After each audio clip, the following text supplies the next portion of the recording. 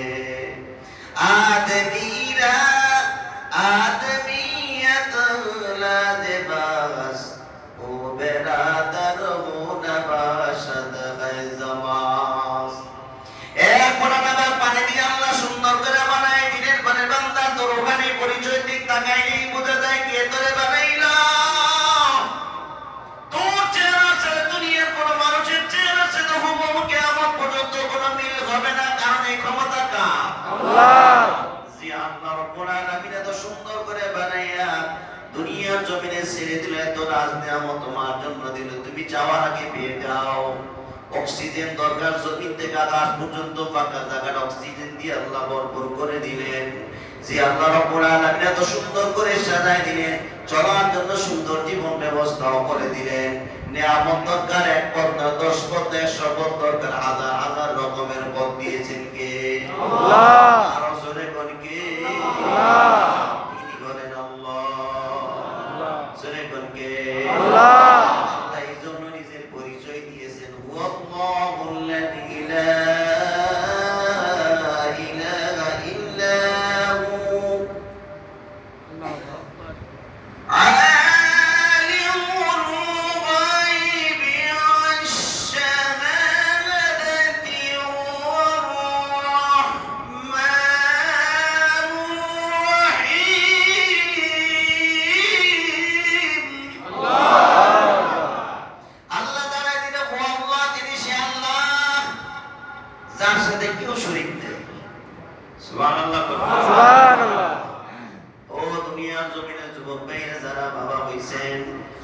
সন্তানের যখন কথা বলে যায়, জন্মগত যখন বাবা বলে ডাক দেয়, দিলটা ঠান্ডা হয়ে যায়, আরেকবার শোনার জন্য অপেক্ষায় থাকো, ঠিক কিনা? জোরে ঠিক।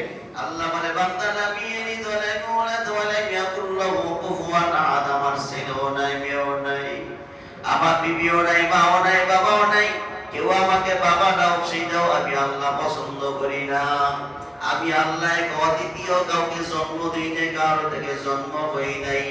লা জিদ্দা ওয়ালা নিদ্দা ওয়ালা, লা জিদ্দা ওয়ালা নিদ্দা ওয়ালা হাদ্দানি মাওলা, লা জিদ্দা ওয়ালা নিদ্দা ওয়ালা হাদ্দানি মাওলা, আল আনা কামা কানা ওয়া লাম ইয়ালকা যাওয়ালা, আল আনা কামা কানা ওয়া লাম ইয়ালকা যাওয়ালা, লা জিদ্দা লা নিদ্দা ওয়ালা আম্মা ওয়া কানা লা হাইয়ুন লা সুরাতা লা শিবহা লি মাওলা। আল্লাহ কয়জন? একজন। জোরে বলুন কয়জন? একজন। আল্লাহ মানে আমার ছেলে আমাকে কেউ বাবা না গো, এটা আমি আল্লাহ পছন্দ করি না।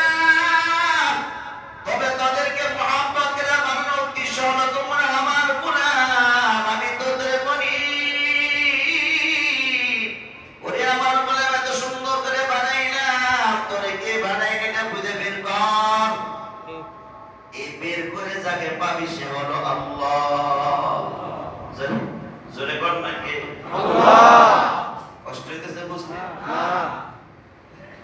প্রিয় ভাইরা আমার, আল্লাহ রাব্বুল আলামিন জানাই দিলে, বান্দা আমার পরিচয় পাইয়া যারা, আমার পরিচয় পাওয়ার পর যারা আমার ভয় পায়, আমার উপস্থিতিকে যারা ভয় পায়, ভয় পেয়ে যারা কোরআন কাজ ছেড়ে দেয়, আল্লাহ বলে তাদেরকে আমি আল্লাহ জান্নাতুল মাওয়া দান করব। জোরে বল সুবহানাল্লাহ। সুবহানাল্লাহ। ওরে আল্লাহর গোলাম, কারে ভয় করব? জোরে বল কাকে? আল্লাহকে ভয় করব, আল্লাহর আযাব ও গজবকে ভয় করব। কারণ আল্লাহ ছাড়া আপনাকে কেউ কিছু দিতে পারবে না। ধনী করার মালিক আল্লাহ, ভিখারি করার মালিক আল্লাহ, সুস্থ করার মালিক আল্লাহ, অসুস্থ করার মালিক আল্লাহ। দুনিয়ার কেউ আপনাকে সুস্থতা দান করতে পারবে না, পারবে কি? আল্লাহ। ওরে আল্লাহর বলে আল্লাহ রাব্বুল আলামিন বলেন, ওরে আমার বান্দা, তুমি যদি একটু ভালো করে চিন্তা ফিকির করো, একটু যদি ভাবো কে বানাইলো, কে বানাইলো, এত সুন্দর করে আমায় আকৃতি দিয়া কে বানাইলো, দুনিয়ার জমিনে তোরে কে বানাইলো, এত নিয়ামত দিয়ে কে দিল, কে দিল, একটু ভাব। এই তো কিছু বাবার পর যারা পাইনি, তিনি হলেন একমাত্র আমার আল্লাহ। জোরে বল ঠিক কিনা? ওরে আল্লাহর গোলাম, আল্লাহর পরিচয় পাওয়ার পরে বার বুঝতে পারে, আল্লাহ জানাই দিলেন, আল্লাহকে যারা, আল্লাহর উপস্থিতিকে যারা ভয় পেয়ে গুনার কাজ ছেড়ে দেয়, তাদের জান্নাতুল মাওয়া দান করবে। কেমন ভয় পাওয়া লাগবে? আল্লাহ রাব্বুল আলামিন বুখারী শরীফের হাদিস, তিন ব্যক্তি একসাথে রওনা করছে কোন এক জায়গায় ব্যবসা করার জন্য। রওনা করছে তিন বন্ধু। আসহাবে কাব, সূরাতুল কাবের মধ্যে আছে আসহাবুর রকিম বলা হয়েছে। তিন বন্ধু একসাথে রওনা করছে, চলতে চলতে পাহাড়ের প্রান্তরে যাওয়ার পর ঝড়ের কবলে পড়ে আশ্রয় নেওয়ার জন্য গর্তের মধ্যে ঢুকে আশ্রয় নেওয়া নিলেন। আর অমনি দেখেন বিশাল করে একটা পাথর আসিয়া গর্তের মুখটা এসে বন্ধ হয়ে গেল। তিনজন মিলে শত চেষ্টা করতেছে, কিন্তু সম্ভব না। নাড়ানো এক ইঞ্চিও নাড়াইতে পারে না, চুল পরিমাণও পারে না। তিনজন মিলে হাজারো চেষ্টার পর তিনজন মিলে একসাথে পরামর্শ করে সিদ্ধান্ত নিল, এই জায়গা থেকে যদি বের করার ক্ষমতা থাকে, তাহলে একমাত্র আল্লাহ ছাড়া আর কেউ আমাদেরকে বাঁচাতে পারবে না। কথা কোন ঠিক কি না? ওরে আল্লাহর বলা, যারা ক্যান্সার হয়ে ভুগতেছে, যারা মরণ রোগে, আজমরণ রোগে যারা ভুগতেছে, ডাক্তার ঘোষণা দিয়েছে 1 মাস পরে মরবো। এতদিন বাঁচবেন? ও আল্লাহর গোলাম, ডাক্তার তোমাকে বলে দিয়েছে, ডাক্তার তো তার নিজস্ব থিওরি অনুযায়ী ঘোষণা দিয়েছে, বাঁচা আর মরা দায়িত্ব কার হাতে? আল্লাহর। কিন্তু আল্লাহ রাব্বুল আলামিন বলে, বান্দা, দুনিয়ার চিকিৎসা যেখানে শেষ হয়ে যায়, আমি আল্লাহর রহমতের চিকিৎসা শুরু হয়ে যায়। কিন্তু বান্দা, দিনের বেলা তোমার জন্য ডাক্তার উন্মুক্ত করে ডাক্তারের পিছনে দৌড়াও, আমি আল্লাহ কিন্তু রাতের বেলা রাত্রটা তোমার জন্য রেখে দিছি। যারা মামলায় বেঁধে গেছ, তোমার সম্পদ অন্য দলের লোকেরা লুটপাট করে নিয়ে গেছে, তোমাকে ঠকাই দিয়েছে, তুমি টাকা দান দিয়েছো, দেয় না, তোমার ক্ষমতা নাই। আল্লাহ বলে বান্দা দিনের বেলা তোমার জুলুম করছে তারা ঠিক আছে, কিন্তু রাতের বেলা তো তোমার জন্য রাখছি, তোর জন্য আর আমার জন্য। বুখারী শরীফে আছে আল্লাহ রাব্বুল আলামিন প্রথম আসমানে আসে ডাকতে থাকে আব্দুর রহিম, কি চাবি চা, ক্ষমতা দরকার, আমার কাছে বল, আমি আল্লাহ তোরে ক্ষমতা দান করব। আমার কাছে বল, অসুস্থ হতে পারিস না, আমার কাছে চা, আমি আল্লাহ তোরে সুস্থতার নিয়ামত দান করব। তুই অভাব দূর হয় না, তুমি রিকশা চালা, পাঁচ ওয়াক্ত নামাজ পড়ো, দোকানপাটে চাকরি করো, সুন্নত পড়তে পারো না, ফরজ নামাজ কোন রকম আদায় করতে পারো, মালিক তোমাকে সুযোগ দেয় না, তারপরে তুমি আল্লাহর প্রতি খুশি। রাতের বেলা যখন সব মানুষগুলো ঘুমায় যাবে, তুমি তখন নামাজও দাঁড়ায় যাও, আল্লাহর কুদরতি কদমে সিজদা দাও। আল্লাহ বলে লা তাকুদু সিনাতু ওয়ালা নাওম, দুনিয়ার সব মানুষ ঘুমায়, এরে আমার বান্দা দুনিয়ার সব মানুষ ঘুমায় গেছি, সব প্রেসিডেন্টের দরজা বন্ধ, সব মানুষের দরজা বন্ধ, কিন্তু আমি আল্লাহর রহমতের দরজা বন্ধ নাই, খুলে দিয়েছি। রাত্র যত গভীর হয়, আমি আল্লাহর রহমতের দরজা করে টাস টাস করে সব খুলে দিই তোর জন্য।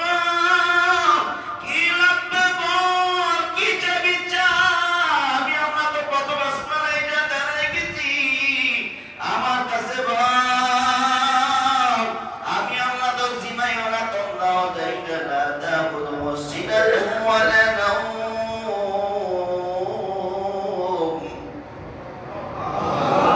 আল্লাহু লা ইলাহা ইল্লা হুয়াল হাইয়ুল কাইয়্যুম।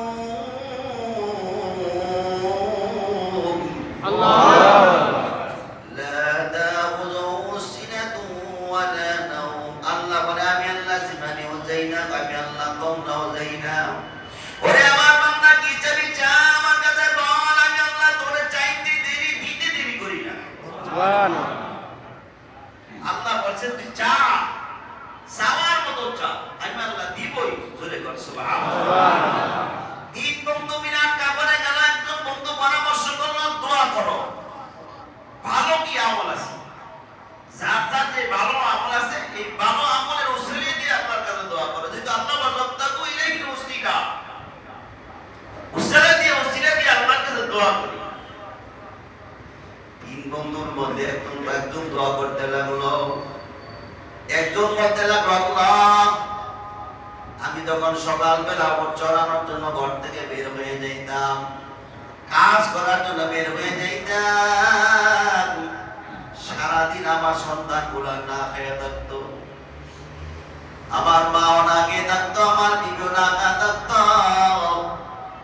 কিন্তু সারাদিন কাজ করে আসার পর আমি যখন বাড়ির দিকে রওনা করতাম, কিছু খাবার হাতে নিয়ে আসতাম, কখনো কখনো দুধের পেলা বাড়ির দিকে নিয়ে আসতাম, আসার পর আমার কলিজার টুকরা সন্তান বলে আমার পায়ের মাঝে জড়ায় জড়ায় কাঁদতো, বাবা খাবার দাও, সারাদিন খাবার না খেয়ে সহ্য করতে পারতেছি না, ক্ষুধার যন্ত্রণা সহ্য হয় না। একদিকে আমার বিবি কাঁদে, আরেকদিকে আমার কলিজার টুকরা সন্তান কাঁদে, আরেকদিকে আমার কলিজার টুকরা সন্তানগুলা কাঁদতেছে, আরেকদিকে আমার গর্ভধারিণী মা সারাদিন না গায়ে পেটটা পানির সাথে লাগাইয়া, আমার মা নিরিবিলি চোখের পানিগুলো নির্জনের বেলায় বেলা কান্দে, তারপর আমার দিকে বলে না সন্তান আমার খাবার দেবে। ও আল্লাহ, আমি আমার সেই সন্তানগুলো ক্ষুধার যন্ত্রণা সন্তানগুলো কাঁদতেছে, আমার বিবিও কান্দে, কিন্তু আমার সন্তানকে খাওয়াই নাই। আমি আমার খাবারটুকু সরাসরি আমার মা বাবার হাতে তুলে দিয়েছিলাম, আমার মাকে খাওয়ার পর যদি খাবার পাচ্ছে তাহলে আমার সন্তান স্ত্রী সন্তানকে খাওয়াইছি, যদি না থাকছে আমার মা বাবার আগে খাওয়াইছি। জোরে কোনো আল্লাহু আকবার। ও আমার যুবক ভাই, বৃদ্ধ বাবারা, যাদের বাবা মা বেঁচে আছে তাদের নসিব অনেক ভালো। আল্লাহর নবী মানে কোন সন্তান যদি মা বাবার চেহারা দিয়ে একবার বৃষ্টিতে দান করবে। জোরে কর সুবহানাল্লাহ। সুবহানাল্লাহ। ওরে আল্লাহর গোলাম, আজকে মা আছে বাবা আছে বলতে এই জন্য তোমার রহমত, তোমার জন্য তুমি বাজারে দৌড়াও, পীরের কাছে দৌড়াও, ওলামায়ে কেরামদের কাছে দৌড়াও। তোমার গোডাউন তো তোমার ঘরের মধ্যে আল্লাহ রাখছে। আল্লাহু তোমার ব্যবসা বাণিজ্য ভালো না, তোমার কি দরকার, কি লাগবে, যাও দৌড়ে যাও। মার কাছে যাইয়া বলো, মা 10 মাস 10 দিন পেটে ধারণ করতে গিয়া কত কষ্ট হইনা তোমাকে দিয়েছি। ও বাবা, তুমি নিজের পিঠটা রৌদ্র দিয়া পড়াইছো, বৃষ্টি দিয়া ভিজাইয়া চাহিদা পূরণ করছো, তোমার খেদমত করতে পারি না। আমার ব্যবসা ভালো না, আমি বিভিন্ন সমস্যার মধ্যে আছি, দোয়া করো। আল্লাহর কসম, সন্তানের জন্য বাবা দোয়া, বাবা দোয়া করলে দুনিয়ার জমিনের বন্দুকের গুলি মিস হতে পারে, আল্লাহর কাছে মা বাবার জন্য সন্তানের দোয়া কবুল হয়, মিস হয় না। জোরে কোন সুবহানাল্লাহ। যাদের বাড়ি বাবা নাই তাদের কি অবস্থা হবে? ওই কবর থেকে মা ডাকে না, বাবা ওটাকে রে কলিজার টুকরা সন্তান বছর পার হয়ে যায়। যেই বাড়িতে বসবাস করো ওই বাড়ির মালিক আমি ছিলাম, ওই বাড়ির মালিকও আমি ছিলাম। নিজে না গায়ে খাওয়াইছি না, ঈদের দিন আসতে তোর বাবা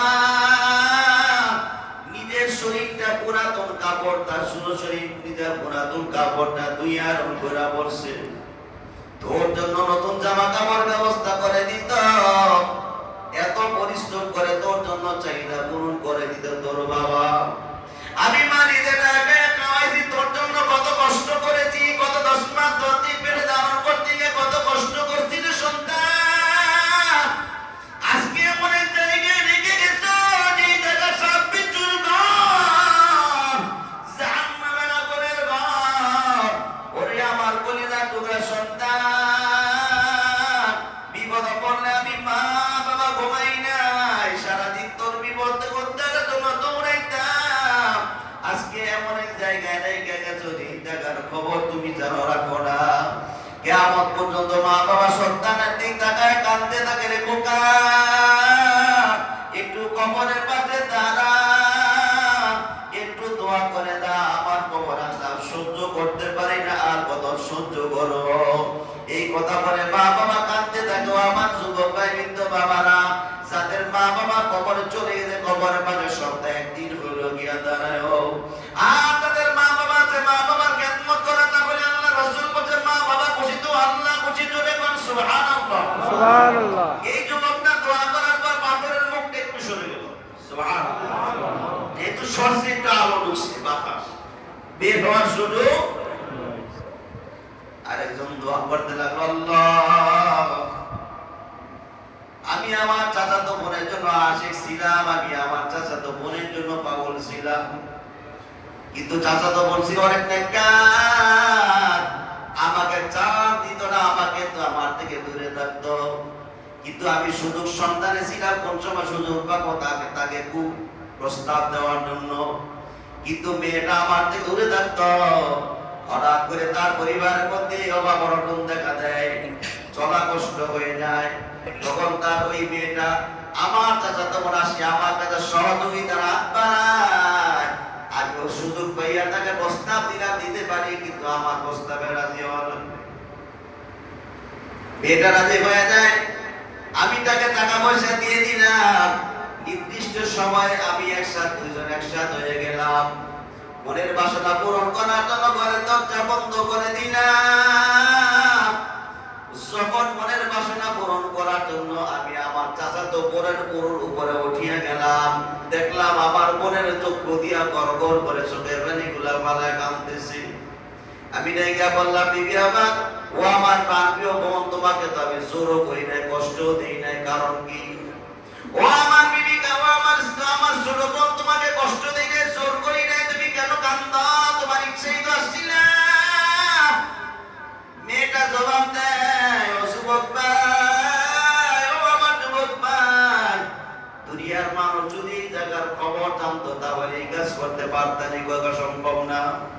এবার মেয়েটা বলতে লাগলো, এমন এক জায়গায় নিয়ে যাও যেই জায়গায় কেউ দেখবে না, এমন এক জায়গার মধ্যে নিয়ে যাও। ছেলেটা বলতে লাগলো, এই জায়গার মধ্যে তো কেউ নাই, এবার মেয়েটা বলতে লাগলো, তুমি তো বোকা, এই জায়গার মধ্যে দুনিয়ার জমিনে যদি কেউ না থাকে, একটু তো আমাকে দেখতেছি, সেটা হলো আল্লাহ। এই জায়গার মধ্যে তুমি আমি কি করতেছি, আল্লাহ তো দেখতেছে। এমন এক জায়গায় নিয়ে যাও যে জায়গায় আল্লাহ দেখবে না। এই কথা বলার পর যুবক একটা চিৎকার দিয়া করতে বের হয়ে যায়, আল্লাহর কাছে দোয়া করে, আল্লাহ এটা যদি তোমার জন্য হয়ে থাকে নাজাত দাও। সাথে সাথে পাহাড়ের গর্ত থেকে মুখ থেকে পাথরটা আর একটু সরিয়ে যায়। জোরে করে আল্লাহু আকবার। এর নাম হলো ভয়। এমন ভয় যদি করতে পারো, ওরে আল্লাহর বলা, দুনিয়ার জমিনে কেউ চিরকাল থাকতে পারবে না। দুনিয়াতে থাকার মতো চিরকাল থাকার সুযোগ নাই। একদিন না একদিন কবরে যাওয়া লাগবে, কোনো সন্দেহ নাই। ঠিক কিনা জোরে বল। ওরে আল্লাহর বলা, যা বলতেছি না, ওয়ানাহান নাফসিনা ওয়ানাহান নাফসা আনিল হাওয়া, নিজের খায়েশাতে নফসানিয়ত থেকে দূরে রাখো মনকে। মন চায় নেশা করতে, তোমার মনকে ঘুরায় রাখো। মন চায় সুখ খেতে, মনকে ঘোরাও, মনকে বোঝাও। নিজের মনটা চাইতেছে খারাপ কাজ করার জন্য, জেনা করার জন্য, নিজের মনকে ফেরাও আর মনকে বোঝাও। এই মুহূর্তে যদি আত্মাই তোমার সামনে হাজির হয়ে যায়, এই মুহূর্তে যদি আত্মাই তোমার সামনে হাজির হয়ে যায়, এই পাপিষ্ঠ মুখ নিয়ে আল্লাহর দরবারে কেমনে উঠবো? একটু চক্ষুটাকে বন্ধ করো, বলেন বোঝাও মন, এই পাপিষ্ঠ মুখ নিয়ে আল্লাহর দরবারে কেমন উঠবো? আল্লাহর কাছে তো যাওয়াই লাগবে। ঠিক কিনা জোরে বল। আল্লাহর কাছে যাওয়া লাগবে না এমন কোন মানুষ আছে নি? জোরে বল। মরা লাগবে না এমন কোন মানুষ আছে নি? ওরে আল্লাহর গুনাহগার হোক, নেককার হোক, পরেজগার হোক, সবাইকে মরা লাগবে। একটু চক্ষুটাকে 2 মিনিটের জন্য বন্ধ করে মনের একটু খেয়াল করো, মোরাকাবার হালাত একটু বসো, নিজের বোঝাও, একটু মনকে বলো, মন এই মধ্যে যদি আত্মায় আসিয়া যায়, তাহলে তোমার আমার অবস্থাটা হবে কি? আজাইল এসে ডাক দিয়া বলে, আব্দুর রহমান, ওরে আব্দুল সাত্তার, আমি আসছি তোরে নেওয়ার জন্য, এখন তুই চল। তখন তুমি বললা, আমাকে সময় দাও। আল্লাহ দৈনিক আমার 5 বার ডাকছি, একবারও ডাকে জবাব দিতে পারি না। ওরে আব্দুর রহমান, তোমাকে আর সুযোগ দেওয়া হবে না। তুমি বলবা, আল্লাহ আমারে 5 বার ডাকছে, ফজরে ডাকছে, জোহরে ডাকছে, আসর, মাগরিব, এশা ডাকছে, একবারও যেতে পারি না, আমাকে তওবা করার সুযোগ দাও। আল্লাহর ফেরেশতা ডাক দিয়ে বলবা, আল্লাহ অসম্ভব সুযোগ দেওয়া হবে না, চল। জাহান্নামের পাপিষ্ঠ ব্যক্তি যারা, গুনাহগার ব্যক্তি যারা হবে, জাহান্নামের 400 জাহান্নামী ফেরেশতারা তারে চাপ দিয়া ধরে রাখবে। 400 ফেরেশতা চাপ দিয়া ধরে রাখবে। আজাইল এমন ধরে তার পা থেকে উঠে এমন ধরে টান দিবে, না জিয়াতি গনক, তার শরীর থেকে যখন উঠে এমন ধরে টান দিব, শরীরের হাত তার 360টা ধরে আকাশটা টান করে চিঠি নিয়ে যাবি। শরীরের অঙ্গ প্রত্যঙ্গ, হাতের সংযোগ বন্ধ হয়ে যাবে, পায়ের সংযোগ বন্ধ হয়ে যাবে, চোখের সংযোগ বন্ধ হয়ে যাবে, নিচের হয়ে জমিনের মধ্যে পড়ে থাকবে। তোমার ছেলে গুলা কাঁদবে, তোমার বিবি আড়ালে বসে স্বামীর জন্য কাঁদবে। যে সন্তানের জন্য এত বেকার ছিল, সন্তানরা বাবা বাবা মানে কাঁদবে, কিন্তু কেউ বলবে না আমার বাবারে 5 দিন রেখে দাও। সেই বিবির জন্য এত বেকার ছিল, ওই বিবিও কোনোদিন বলবে না আমার স্বামীর আরো 1 দিন 2 দিন রেখে দাও। ওরে আল্লাহ বলেন, একদম লোক চলে যাবে বাস কাটার জন্য, আর একদম কবর খনন করার জন্য, আর একদম বড়ই পাতার পানি গরম করা শুরু হয়ে যাবে। তাকায় দেখবা, যে বিল্ডিং এর জন্য এত হালাল হারাম তো মিস করো নাই, ওই ঘর থেকে বের করে দিয়া কালো রঙের মশারির মধ্যে ঢুকাইয়া তোমার শরীর থেকে দামি কাপড় পরা কেচি দিয়া, বেলের দিয়া, কাটিয়া দিয়া, শরীরের মধ্যে বড়ই পাতার পানি দিয়া গোসল দেওয়া শুরু হবে। ওরে আল্লাহর বলা 3 টুকরা সাদা মার্কিন কাপড় চকলেটের মতো করে পেঁচাইয়া তোমাকে জানাজার ময়দানে নিয়ে যাওয়া হবে। মুখের বাঁধনটা খুলে দেওয়া হবে, সন্তান বলে কাঁদবে, বাবা। ওই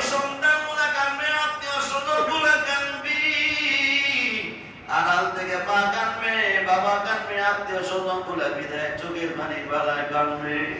আল্লাহ রাসূল বলে মৃত ব্যক্তি তখন বলতে থাকে আমার কলিজার টুকরা সন্তান এলাকাবাসীরা আমার মুখের বাঁধনটা খুলে দাও, আমার মুখের বাঁধনটা খুলে দাও, কিছুক্ষণ খোলা রাখো, আমি ভালো করে দেখে লই। জীবনে তো আর কোনোদিন তোরা আমার দেখবি না, আমিও তোদেরকে দেখবো না, ভালো করে দেখে লো, আমার একটু ভালো করে দেখে লো। কলিজার টুকরা সন্তান না কানবি, আত্মীয় স্বজন গুলা কানবে, জানাজার নামাজ পড়ে চার বেড়ার পালকির মধ্যে কবরে ডান পাশে নামায় দেওয়া করে। ওরে আল্লাহ বলে যদি বান্দার হয়ে কাটিয়ে নেকার হয়ে আল্লাহর প্রকৃত বান্দা হয়ে কবরে যাও, কবরটা জান্নাতের টুকরা হয়ে যাবে, বিদ্রিয়াতিল জান্নাত। আল্লাহ বলে জান্নাত জান্নাতের টুকরা হয়ে যাবে, জান্নাতের নাজ নিয়ামতে কবর পরিপূর্ণ হয়ে যাবে। কিন্তু পক্ষান্তরে গুনাহগার হইয়া যদি কবরে যাও, কবরের ডান পাশে নামায় দেওয়ার পর দুইজন লোকের সহযোগিতায় যখন কবরে নামায় দিবি, তখন তুমি কানবার বলবো আমার ভাইরা কোথায় আমাকে বানিয়ে যাও, আমি তো তোমাদের জন্য কত সময় ব্যয় করেছিলাম, চার দোকানের সময় ব্যয় করেছিলাম, বিভিন্ন জায়গায় গিয়েছিলাম, তোমাদের আড্ডায় করে 5 ওয়াক্ত নামাজ পড়তে পারি নাই, আল্লাহর ঘরে যাইতে পারি নাই, আল্লাহর কুদরতি কদমে সিজদা দিতে পারি নাই। ও আমার বন্ধু বান্ধব কোথায় আমাকে বেলায় দিয়ে যাও। দুইজন লোক লাফ দিয়ে দুনিয়া উপরের দিকে কাঁচা বাজারে ছাউনি আর বলকা দিয়ে হাত দিয়ে পা দিয়ে চাপায় মাটি দেওয়া শুরু হবে। এখন তাকায় দেখো কারেন্ট না থাকলে তুমি থাকতে পারো না, অন্ধকার ঘরে থাকতে পারো না, তোমার ভয় লাগে ঘরে কবরের ভিতরে কেমনে থাকবা। সেই কবরে আলো নাই, বাতাস নাই, বন্ধু নাই, সাথী নাই, বান্ধব নাই, কেউ নাই, চতুর্দিকে মাটির গন্ধ, এখান থেকে মাটি পাবে মাটি, নিচে মাটি, উপরে কাঁচা বাজে ছাউনি, অন্ধকার, কেউ নাই। এখন আমার কবরে আমার বিবিও নেই, আমার ছেলেও নাই, বন্ধু বান্ধব কেউ নাই। এখন আমার অবস্থাটা পাবে কি? একটু বাবা যদি গুনাহগার হইয়া কবরে যায়, আল্লাহ নবী বলে কবরের মধ্যে কবরের মাটি গুলা পৃথিবীর দুই দিকে চলিয়া যাবে, দুই দিক থেকে আসি এমন জোরে চাপ মারবে, শরীরের হাড্ডি গুলা চূর্ণ বিচূর্ণ করে দেওয়া হবে। ওই মানুষের চিৎকারের কারণে দুনিয়া জমিনের কোনো মানুষ যদি শুনতো তারপরে তার জ্ঞান হারাতে পারাইতো। এমন হাদিসে বর্ণনা করেন গুনাহগার ব্যক্তিকে কবরে যে চাপ দেয় আওয়াজ দুনিয়ার মানুষ যদি শুনতো, তাহলে ওই দুনিয়ার মানুষ সাথে সাথে মৃত্যুবরণ করতো। জোরে কর নাউযুবিল্লাহ। ওরে আল্লাহর বলা কবর রাখার পর সব মানুষরা চলে আসবে, অন্ধকার হয়ে যাবে। কবরের মধ্যে একটা নয়, দুইটা নয়, জাহান্নামের কালো আগুন গুলা দাও দাও করে দৌড়ে আসবে, 99টা সাপ শো শো করে দৌড়ে আসবে ধ্বংস করার জন্য। একটু বাবা জাহান্নামের আগুন দিয়া পোড়া শুরু হয়ে যাবে, জাহান্নামের চাপ বিচ্ছু করে কান্না শুরু করবি। দুইজন বেরেস্তে আসিয়া প্রশ্ন করে মান রব্বুকা ওয়া মা দীনুকা ওয়া মান নাবিয়ুকা, জিজ্ঞাসা করে তোমার রবের নাম কি? আল্লাহু আকবার বলো। রব কি?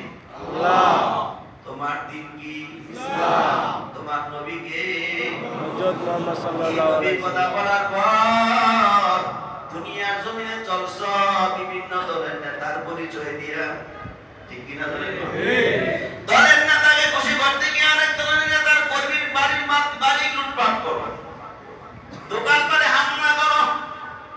নেতাকে খুশি করতে গিয়ে নেতার আত্মীয়ের নেতা যেই রকমের পোশাক করে পোশাক করো, কিন্তু কবরে যাওয়ার পর কোন নেতার পরিচয় দেওয়া হবে না, শুধু একটা নেতার পরিচয় দেওয়া হবে, সেটা হলো বিসমিল্লাহি ওয়া আলা মিল্লাতি রাসূলিল্লাহি মুহাম্মাদুর রাসূলুল্লাহ।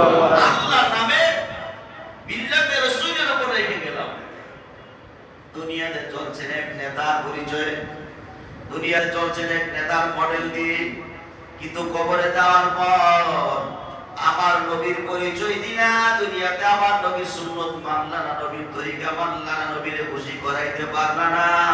কবরে যাওয়ার পর যদি আমার নবীর পরিচয় দাও, দুনিয়াতে চলছো এক নেতার পরিচয়, মারা যাওয়ার পর পরিচয় দিয়েছো আরেক নেতার, তাহলে তুমি কি মুসলমান না মুনাফিক? সেটা কোন কি? ইন্নাল মুনাফিকিনা বিদ-দারকিল আসফালি মিনান নার।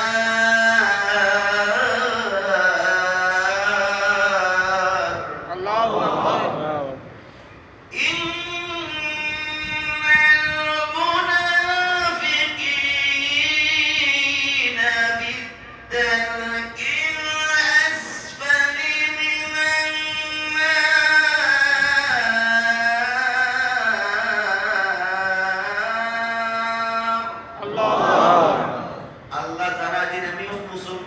মুনাফিকদের জাহান্নামের সবচেয়ে নিকৃষ্টতম জায়গায় রাখা হবে। সূরা নাউযুবিল্লাহ।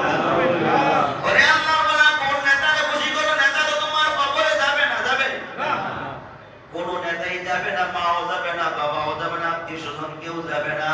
একমাত্র আপনার রওজা কবর থেকে নবীর রওজা পর্যন্ত দরজা খুলে দেওয়া হবে। জোরে কোন সুবহানাল্লাহ। ওরে আল্লাহ বলা, যে নবী আপনার জন্য সপ্তাহে সপ্তাহ, মাসকে মাস, বছরকে বছর সিজদা করে কাঁদতে আর বলছে, আল্লাহ আমার কাছে জিজ্ঞাসা না করে একটা উম্মতকে যদি জাহান্নামে পাঠান, আমি নবী জান্নাতে যাব না, আমি নবী আমার উম্মতকে বাঁচানোর জন্য জাহান্নামের আগুনের মধ্যে ঝাঁপ দিব। সুবহানাল্লাহ, সুবহানাল্লাহ।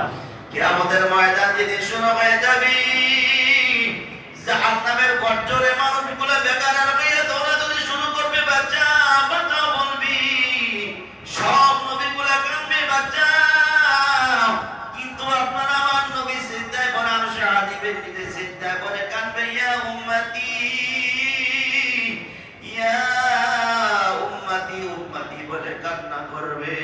আল্লাহ ডাইগল, বন্ধু আমার সিজদা থেকে মাথা ওঠার, আজকে আপনাকে পারমিশন দিলাম, আপনার যাকে মনে চায় সুপারিশ করে করে জান্নাতে নিয়ে যান। জোরে কোন সুবহানাল্লাহ। হাদিসে পাবে আসছে, আল্লাহ নবী জান্নাতের পাখি নিয়ে উম্মত নিয়ে জান্নাতের গেটের দিকে রওনা করতে, ফুলসিরাতের দরজায় গেছে। অমনিয়ে ফেরেশতারা এগাও পয়গম্বর জান্নাতের দিকে রওনা করছেন, আপনার একটা উম্মত জাহান্নামের আগুনে জ্বলতেছে। এরে আল্লাহর গোলাম, আল্লাহ নবী কথা শোনার পর জাহান্নামের দিকে একটা দৌড় দিয়া ঝাঁপ দিয়ে জাহান্নামের মধ্যে পড়িয়া যাবি। আল্লাহর নবীর যাবের কারণে আল্লাহ জাহান্নামকে ডাক দিয়ে বলে, সাবধান, আমার বন্ধুর একটা পশম পরার অধিকার তোর নাই। জোরে কোন সুবহানাল্লাহ। আল্লাহ নবী উঠে নিয়া হাউজে কাউসারের পানি পান করে গোসল করাইয়া আল্লাহ নবী নিজে জান্নাতে নিয়ে যাবে। জোরে কোন সুবহানাল্লাহ।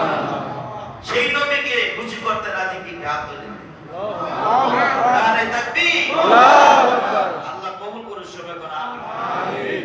এই নবীকে খুশি করার জন্য আল্লাহ নবীর সুন্নাত মানতে হবে, ঠিক কি না? ঠিক।